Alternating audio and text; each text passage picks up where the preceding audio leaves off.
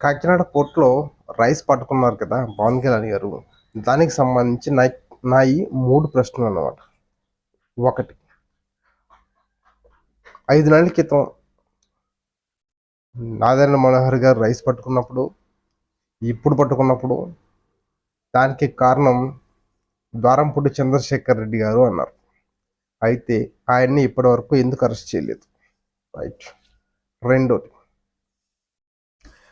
అప్పుడు పట్టుకున్న రైసు, ఇప్పుడు పట్టుకున్న రైసు ఒకటే అని చెప్పేసి వైసీపీ అంటుంది. కాదు అంటే అప్పుడు పట్టుకున్న రైస్ని ఏ విధంగా వినియోగించారు అనేది ప్రభుత్వం రిపోర్ట్ ఇవ్వగలదా? 3,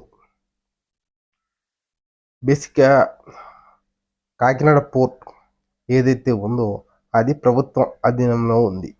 అంటే గవర్నమెంట్ ఆఫ్ ఆంధ్రప్రదేశ్ అధీనంలోనే ఉంది. అయితే అధికారులు పవన్ కళ్యాణ్ని ఎందుకు వెళ్ళనివ్వడం లేదు?